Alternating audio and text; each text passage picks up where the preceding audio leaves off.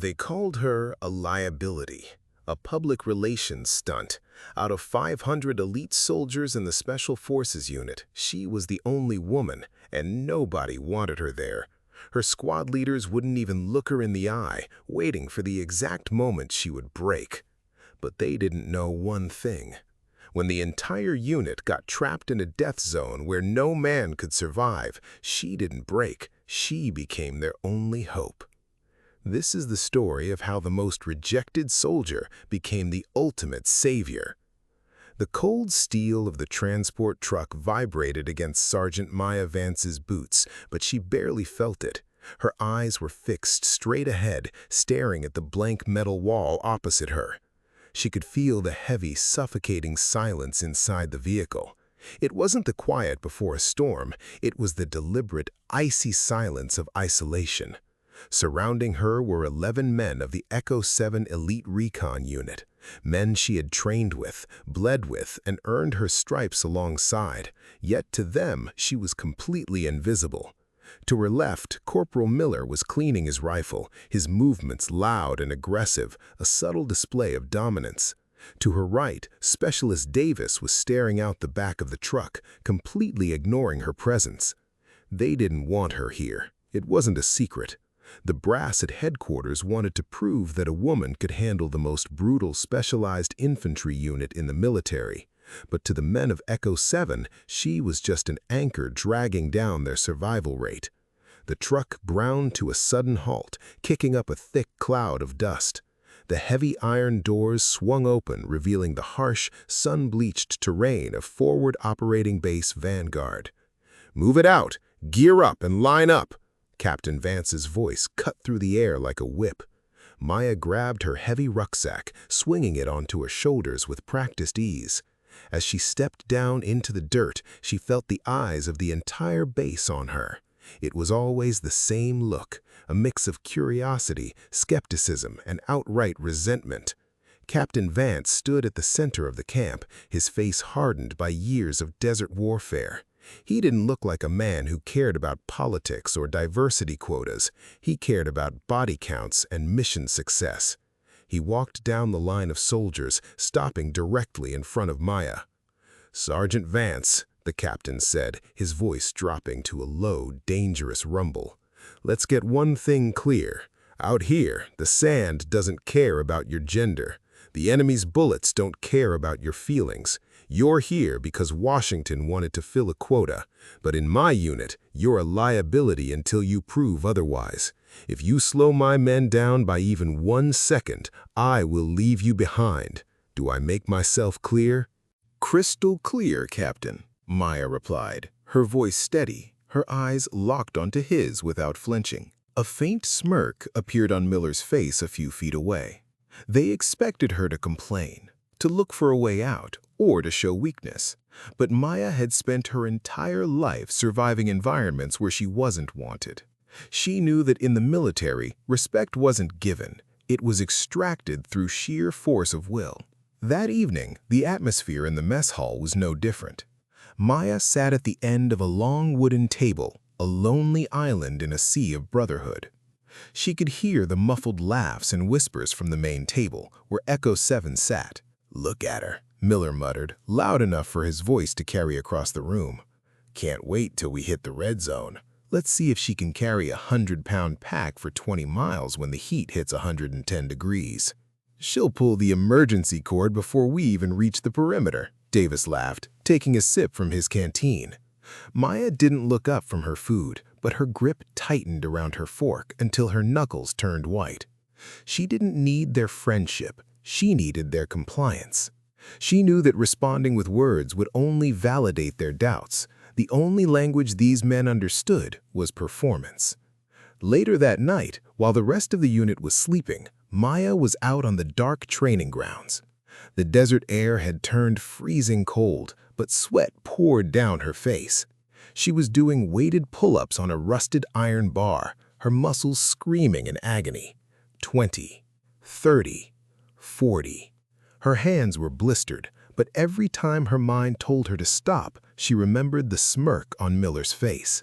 She remembered the captain's warning. Suddenly, a shadow fell over her. She dropped to the ground, instantly alert, her hand moving toward her side. It was Master Sergeant Ramirez, the veteran sniper of the unit, and a man who rarely spoke. He looked at her blistered hands, then at the heavy vest she was wearing. "You're wasting your energy, Vance," Ramirez said quietly, leaning against a wooden post. "You can do 1,000 pull-ups and it won't change their minds. They don't hate you because you're weak.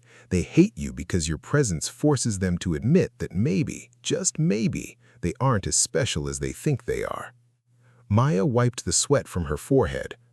"I don't care why they hate me, Master Sergeant. I just need them to know I can pull my own weight." Ramirez stared at her for a long moment, his eyes unreadable. "Pulling your weight keeps you alive in training, but out there, in the valley, you have to be ready to carry theirs too. Because when the fire starts, everyone looks for someone to blame. Make sure it isn't you." Without waiting for a reply, Ramirez turned and vanished into the darkness. The next morning came with the shrill scream of the alarm sirens. The base instantly erupted in the chaos. Red lights flashed across the barracks, and the heavy thud of helicopter rotors began to shake the ground. Captain Vance burst into the briefing room, his face pale and tense. The mapping projector flickered to life, displaying a jagged mountain pass known as the Devil's Throat. "Listen up, Echo-7," the captain barked. "We just lost contact with a high-value recon team inside Sector 4. Their last transmission was cut short by heavy mortar fire. The terrain is an absolute nightmare. Narrow cliffs, zero visibility, and completely surrounded by enemy sniper nests. This is a ghost run. We go in, we retrieve the intel and survivors, and we get out before the enemy realizes we're there." He paused, his eyes scanning the room until they landed squarely on Maya. "This is it, Vance. No more simulations. If you falter out there, you die, and you take my men with you. Gear up, we roll in 5. Maya felt a surge of adrenaline hit her chest. This wasn't just a mission. This was the moment that would define her destiny. She checked her rifle, locked the magazine into place, and adjusted her helmet. As she stepped toward the transport chopper, she looked at the men of Echo-7. They still looked at her with doubt. But as the helicopter blades began to spin, kicking up a storm of dust, Maya knew that everything was about to change. The heavy thudding of the black-hot helicopter's rotors rattled Maya's teeth as they flew low over the jagged black mountain ridges. Inside the cabin, the red tactical light bathed the faces of Echo-7 in an eerie, blood-like glow. Nobody spoke. The arrogance from the mess hall had completely vanished, replaced by the grim, cold reality of an active combat zone. Miller sat directly across from Maya, his eyes fixed on the floor, his hands nervously checking and rechecking the bolt of his squad automatic weapon. Davis was staring out the open bay door into the pitch-black abyss of the canyon below. Even in the dim light, Maya could see the tension in their jaws. They were elite, yes, but the Devil's Throat was a known graveyard for soldiers. 2 minutes to drop zone, the crew chief shouted over the roaring wind, holding up 2 fingers. The zone is hot. Expect immediate resistance. Captain Vance stood up, gripping the overhead handrail. Listen up. The Lost Recon team's last known coordinate is a ruined stone fortress at the base of the gorge. We drop in, establish a perimeter, and move fast. Keep your eyes on the high ridges. This valley belongs to enemy snipers. Move, move, move. The chopper flared hard, its belly scraping against the rocky floor of the canyon. The moment the wheels touched the ground, the crew chief slammed the open door. "Go! Go! Go!" Maya was the third one out. The moment her boots hit the dirt, the freezing desert wind hit her face, mixed with the blinding dust kicked up by the rotor wash. She sprinted through the blinding cloud, rifle pressed tight into her shoulder, and dropped into a low prone position behind a jagged boulder. Above them, the helicopter immediately lifted off, its sound fading rapidly into the distance, leaving Echo-7 in a suffocating, heavy silence. The darkness of the canyon was absolute, lit only by the cold, distant stars and the green hue of their night vision goggles. "Form up! Chevron formation! Move toward the southern ridge!" Captain Vance hissed through the comms. The squad began to advance through the narrow stone pass.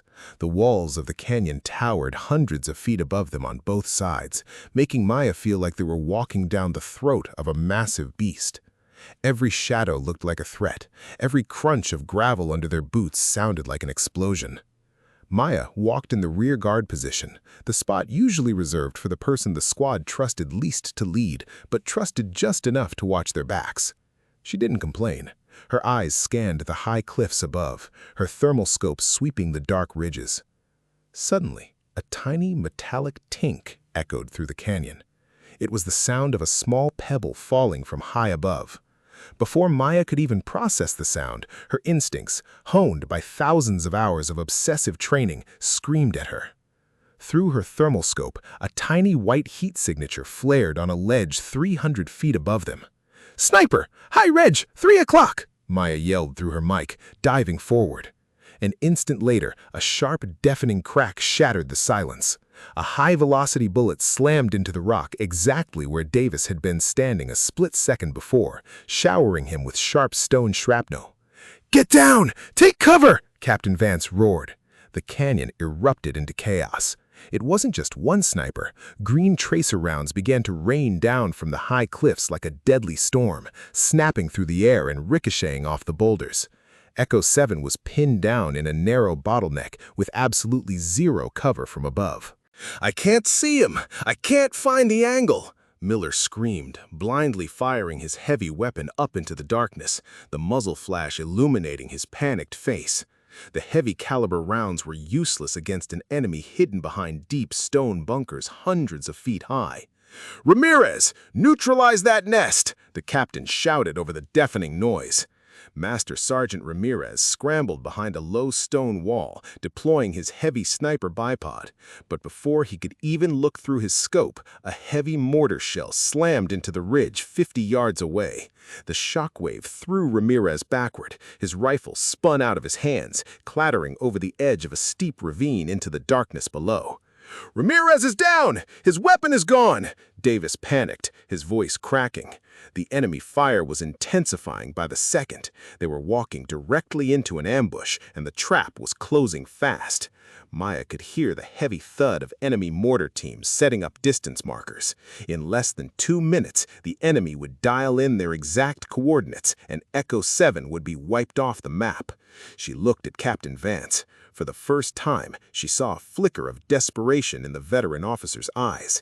He was looking at his men, realizing they had no angle, no heavy counterweapons, and no way out. Maya looked up at the high ridge. The sniper nest was positioned inside a natural cave opening, completely protected from frontal fire. The only way to hit it was a vertical, near-impossible shot through a narrow 6-inch gap between 2 massive boulders. It was a shot that required absolute stillness in the middle of a chaotic firefight. She didn't ask for permission. Maya crawled through the dirt, ignoring the bullet snapping inches above her helmet, and reached Ramirez's backup customized long-range rifle lying near his prone body. She pulled the heavy weapon into her shoulder. "Vance, what the hell are you doing? Fall back!" Miller yelled, his face twisted in anger and fear. "You're gonna get us killed!"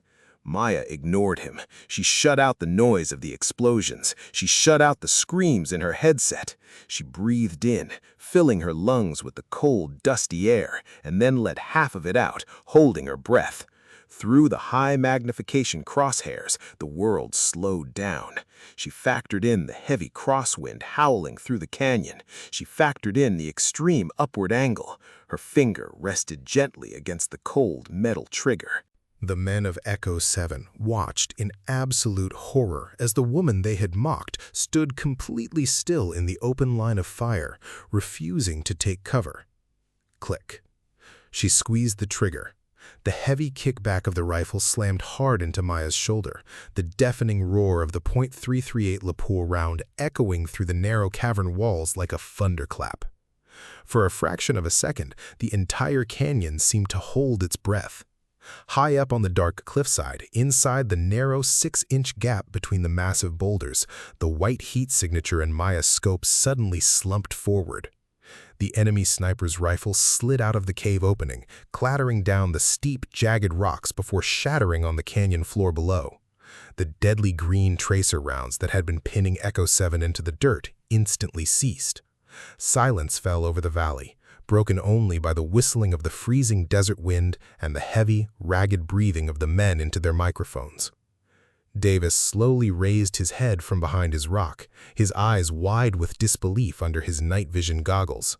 He looked at the high ridge, then turned his head slowly to look at Maya, who was already smoothly cycling the bolt of her rifle, ejecting the smoking brass casing into the dirt. Miller's mouth hung slightly open, his weapon lowered, the anger on his face replaced by a sudden, jarring shock. She had just pulled off a near-impossible shot that even their veteran marksman would have struggled to make under zero pressure, and she had done it while being actively hunted. "Clear," Maya said simply through the comms, her voice cool, steady, and entirely devoid of emotion. "Move! Don't just stand there! Move!" Captain Vance's voice barked through the headsets, breaking the spell. He didn't thank her. He didn't praise her. But as he sprinted past her position to check on Ramirez, his eyes lingered on Maya for a split second longer than usual. There was a new weight in his gaze. Miller scrambled over to Maya as they took up defensive positions around the injured Master Sergeant. He didn't look her in the eye, instead focusing on reloading his heavy machine gun. "Lucky shot, Vance," he muttered, though his voice lacked the sharp, arrogant bite it had back at the base. It sounded defensive, like a man trying desperately to convince himself of a lie. Maya didn't bother responding. She helped Ramirez sit up against a boulder. The veteran sniper was clutching his shoulder, dark blood seeping through his uniform where a piece of mortar shrapnel had sliced deep. He looked at Maya, a grim, painful smile touching his lips. "I told you," Ramirez whispered, his voice strained. "You have to be ready to carry their weight. Good shooting, kid." "Save your breath, Master Sergeant," Maya said, quickly tearing open a field dressing and applying heavy pressure to his wound. "We're not out of this hole yet." The mission was rapidly falling apart. They were still deep inside the Devil's throat. Their veteran sniper was severely wounded, and they hadn't even reached the lost recon team's last known coordinates at the ruined stone fortress. Worse, the enemy now knew an elite American unit was in the valley. The mortar fire had stopped temporarily, but Maya knew it was only because the enemy was adjusting their strategy, scrambling to surround them. "Listen up," Captain Vance announced, crouched over a digital tactical map. "Ramirez can't walk, and his rifle is gone. Davis, you and Miller are on casualty carry. We carry him with us. The fortress is another half-mile down this gorge. We move fast, we secure the targets, and we call for an emergency extraction." "Sir, with all due respect, carrying Ramirez through this bottleneck makes us sitting ducks," Miller argued, his voice tense with rising panic. "If another sniper team locks onto us, we won't be able to run." "Then we die fighting, Corporal," the captain snapped. "We don't leave our men behind. Move out!" The pace was agonizingly slow. Miller and Davis carried Ramirez between them, their heavy breathing echoing loudly through the squad's shared radio channel. Maya remained at the rear, her eyes constantly sweeping the high cliffs and the dark crevices of the canyon. The sense of isolation she had felt in the transport truck was gone, replaced by a hyper-focused awareness. She wasn't an outsider anymore. She was the shield protecting the rear of a compromised unit. As they neared the exit of the narrow pass, the canyon suddenly opened up into a wide, desolate valley. In the center of the valley sat the ruins of an ancient stone fortress, its crumbling walls looking like broken teeth against the dark night sky. It was completely dark, silent, and dead. "Hold up," Captain Vance signaled, dropping to one knee. "Thermal check. Do we have eyes on the recon team?" Davis pulled out a high-powered thermal scanner sweeping the dark ruins. "Nothing, Captain. No heat signatures. It's completely cold. Either they've been wiped out or they've turned off all their electronic gear to hide." "Or it's a trap," Maya said quietly over the radio. Miller turned his head toward her, scowling. "Nobody asked you, Vance. We have a mission to do." "She's right," Captain Vance countered coldly, silencing Miller instantly. "It looks too quiet, but we don't leave without confirmation. Miller, Davis, stay here with Ramirez under the cover of these boulders. Vance, you're with me. We breach the main structure and confirm the status of the recon team." Maya felt her heart rate spike, but her hands remained steady around the grip of her rifle. The captain was choosing her to go into the danger zone with him. It wasn't a reward, it was the ultimate test. He wanted to see if her performance under fire was a fluke, or if she truly had the grit to walk into the jaws of death beside him. "On your 6, Captain," Maya said, stepping forward into the open valley. The open valley felt massive, a stark and terrifying contrast to the suffocating narrowness of the canyon walls. Every step Maya took beside Captain Vance felt like walking a tightrope over a bottomless pit. The crunch of their boots on the gravel sounded deafeningly loud in her ears, despite the constant whistle of the wind. They moved in perfect tactical synchronicity, one moving while the other covered, shadows gliding over the moonlit desert floor toward the looming, crumbling structure of the ancient stone fortress. As they reached the shadow of the outer wall, Maya pressed her back hard against the rough, cold stone. She listened intently. Nothing. No movement, no breathing, no mechanical hum of military gear. The air smelled of old dust, dried mud, and the unmistakable metallic tang of burnt gunpowder. "Breaching the northern gate," Captain Vance whispered into his comms, gesturing for Maya to follow. They stepped through a cracked archway into what looked like an old courtyard. Debris was scattered everywhere, shattered wooden crates, empty ammunition casings, and shredded fabric. Maya raised her rifle, her weapon's flashlight cutting a sharp white beam through the thick haze of dust hovering in the air. Suddenly, her beam caught something metallic. She froze. "Captain, look!" she murmured, angling her light down. Lying in the dirt was an American military helmet, cracked down the center, its digital camouflage torn.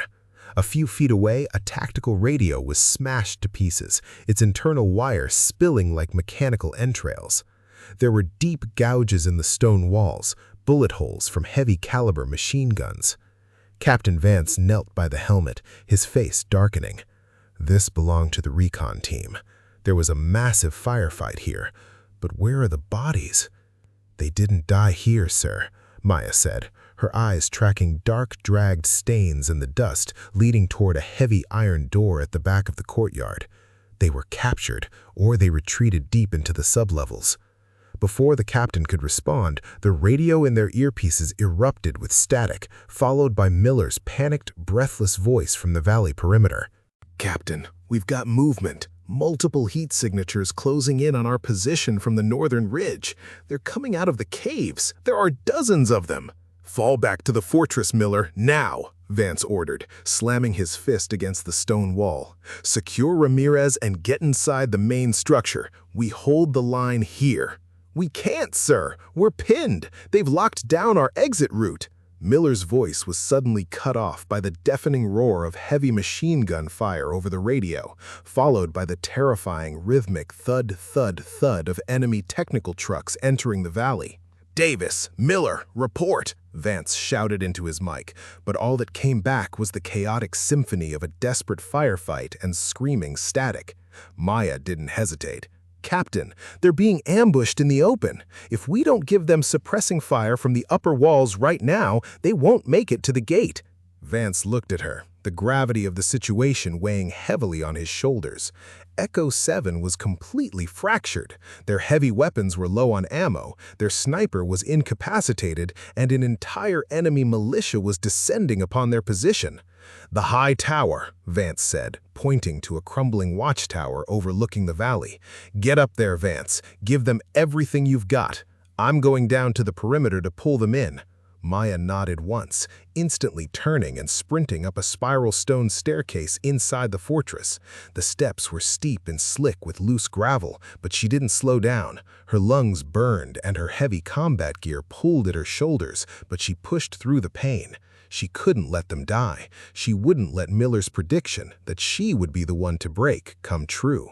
She burst onto the open roof of the watchtower. The view was horrifying.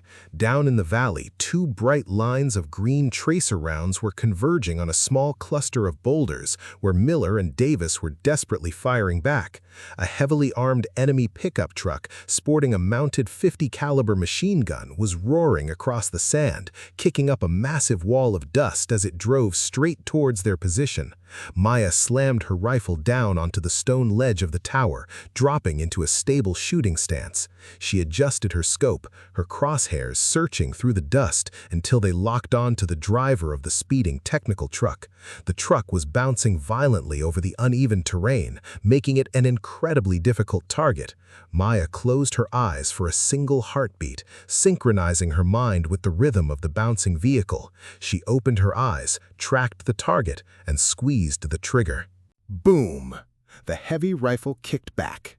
Down in the valley, the windshield of the pickup truck suddenly shattered into a web of white cracks.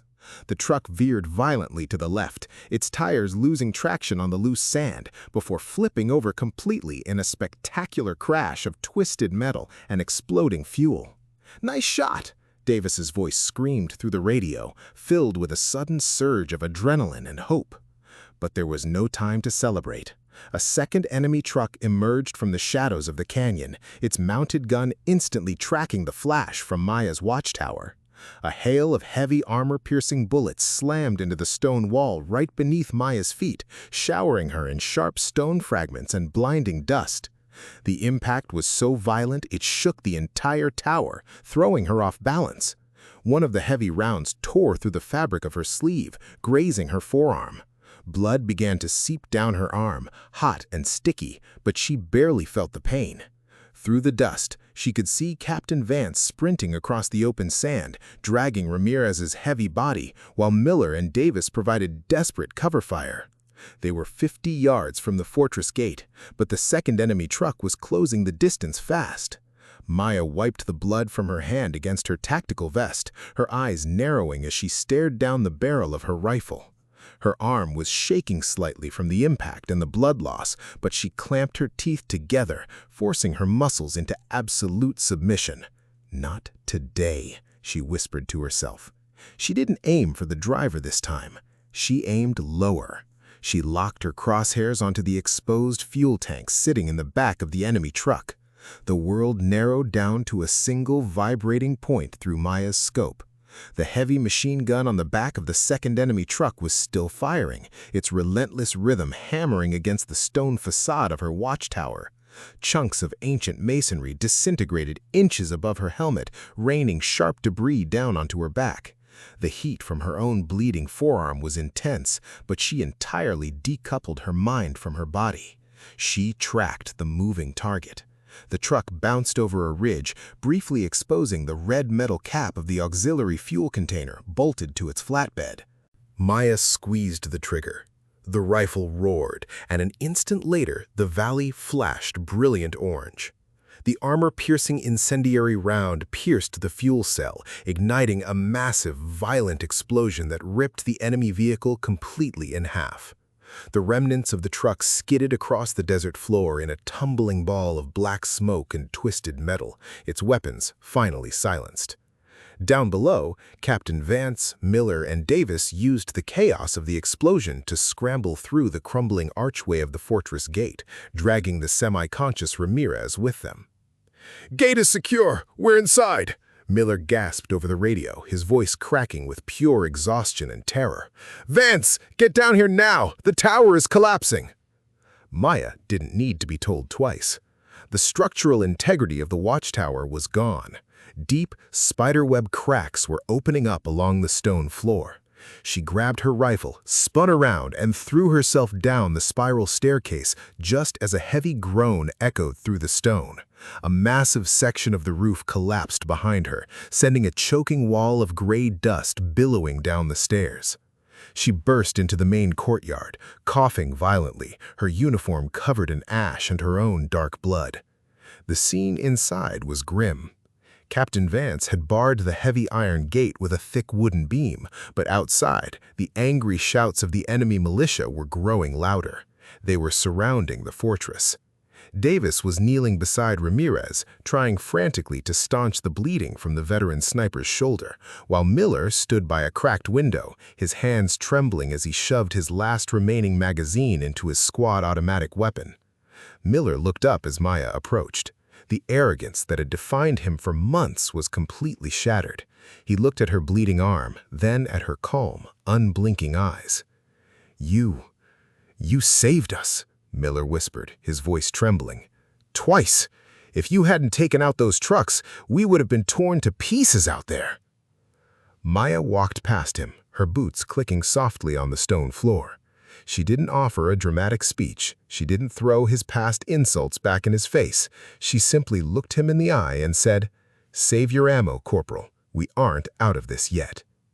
Captain Vance stepped up beside her, his face grimed with soot and sweat. He reached out, his heavy gloved hand resting firmly on her good shoulder.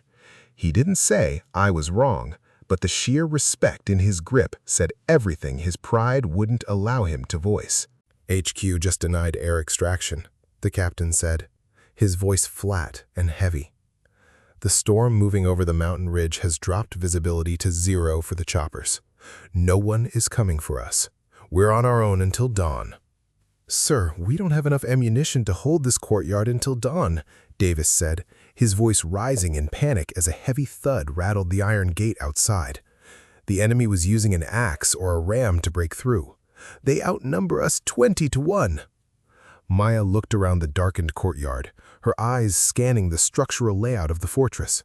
Her mind, trained to find strategic solutions under impossible stress, immediately locked on to a tactical advantage.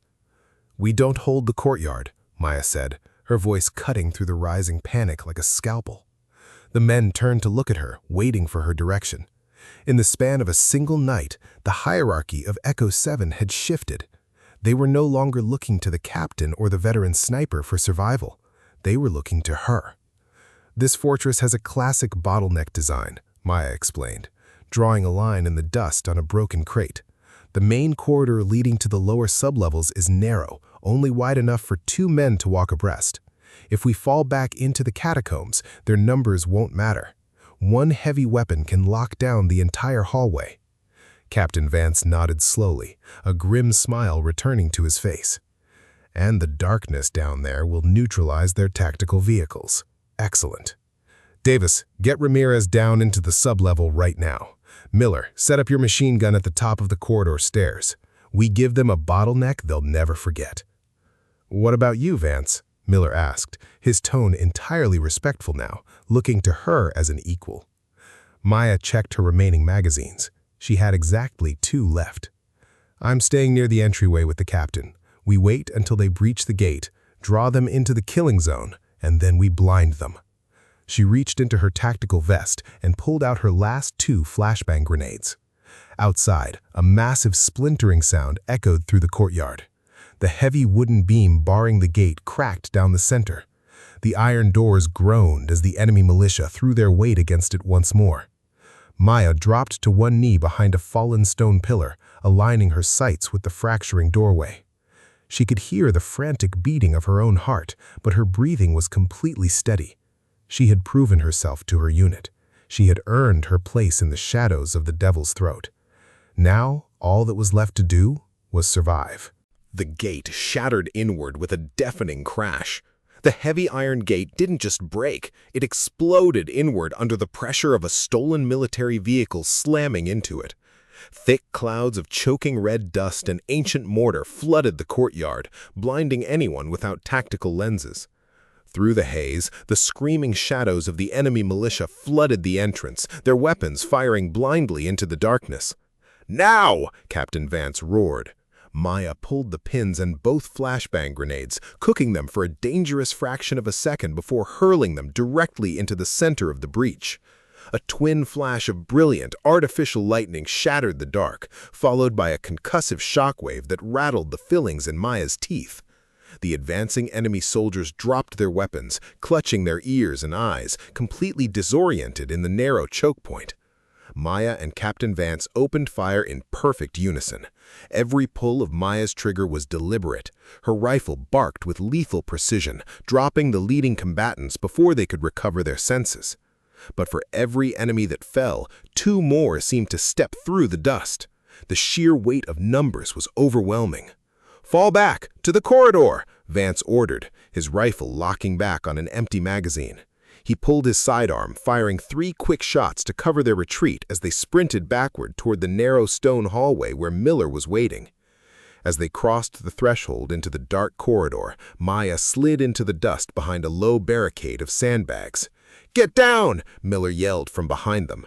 The heavy rhythmic thud of Miller's squad automatic weapon opened up over their heads. The narrow stone hallway turned into a meat grinder. Because the corridor was only wide enough for 2 men to walk abreast, the enemy's numerical advantage was instantly neutralized. The bullets ricocheted violently off the stone walls, creating a terrifying wall of lead that no one could pass. For 20 agonizing minutes, the bottleneck held. The corridor filled with the acrid, biting smell of cordite and the deafening noise of sustained automatic fire. Then, Miller's gun suddenly went silent. The metallic clink of an empty chamber echoed through the stone. "I'm dry! I'm out!" Miller screamed, frantically pulling at his empty ammunition drum. The enemy heard the silence. A wave of shouting fighters rushed the corridor, their boots slamming hard against the stone floor. Captain Vance raised his pistol, but a stray enemy round struck his shoulder, spinning him around and sending him crashing to the ground. Maya was down to her very last magazine. She didn't look at the fleeing life on the floor. She didn't look at the blood dripping from her own arm. She stepped directly over the fallen captain, standing alone in the center of the narrow corridor. She slammed her final magazine into the rifle, racked the bolt, and pulled the weapon tight against her bruised shoulder. In that moment, she wasn't the quota girl. She wasn't the outsider nobody wanted. She was the absolute line between life and death for the men of Echo-7. She fired. She didn't spray blindly. She used controlled, rapid pairs, her crosshairs bouncing from target to target in the pitch-black hallway. Her thermal lens highlighted the enemies clearly against the cold stone. 1 down, 2 down, 3. She moved with a terrifying mechanical fluidness born of absolute survival instinct. An enemy fighter lunged through the smoke with a raised combat knife. Maya parried the strike with the barrel of her rifle, smashed the heavy stock of the weapon into his jaw, and fired a point-blank round into his chest, before turning to drop another target further down the hall. Click. Her rifle locked back. Empty. Maya drew her standard-issue combat knife, her muscles tensed, ready to fight with her bare hands until her very last breath. She stood tall, refusing to yield an inch of the corridor. But the remaining enemy fighters didn't advance. They looked at the pile of fallen comrades at her feet, then looked up into the unblinking, blood-spattered face of the woman standing before them like a vengeful specter of war. For the first time, the enemy felt fear. They slowly began to back out of the corridor, retreating into the courtyard. Suddenly, a low, deep vibration shook the foundations of the ancient fortress. It wasn't an earthquake. It was the rhythmic, life-saving roar of twin General Electric turboshaft engines. The morning sun was finally breaking over the mountain ridges, dispersing the mountain storm. Through the high, cracked windows of the sublevel, the blinding searchlights of 2 heavily armed American gunships cut through the dust. The heavy, thudding fire of their mounted cannons decimated the remaining enemy forces in the valley within seconds. The rescue team had arrived. An hour later, the courtyard was a hive of activity as fresh, dust-covered rangers secured the perimeter. Maya sat on the rear bumper of a medical evacuation chopper, a thick wool blanket wrapped around her shoulders while a medic treated the deep graze on her arm. Miller walked over to her, his helmet in his hand. He stopped a few feet away, looking incredibly small. He didn't say a word. Instead, he snapped his heels together and delivered the crispest, most respectful salute of his military career. Davis followed right behind him, bowing his head in profound gratitude. Captain Vance, his arm tightly bound in a sling, walked up beside them. He looked down at Maya, his hardened face softening into an expression of genuine pride. "Sergeant Vance," the captain said, loud enough for the entire rescue detachment to hear, "I told you that you were a liability until proven otherwise. I was wrong. You didn't just pull your weight out there, you carried this entire unit on your back. It is an honor to serve alongside you." Maya looked at the men who had once refused to sit at the same table with her. The isolation was gone. The doubt was gone. She returned the captain's salute, her voice steady and proud. "The honor is mine, Captain." Sergeant Maya Vance proved that true elite status isn't determined by a quota or a gender. It is forged in the fires of absolute grit and unyielding survival. If this story of ultimate respect and battlefield heroism moved you, hit that subscribe button right now and turn on notifications. Smash the like button to honor the real heroes who never back down, and drop a comment below sharing your thoughts on Maya's incredible stand. Thank you for watching, and we will see you in the next Ultimate Chronicle of Courage.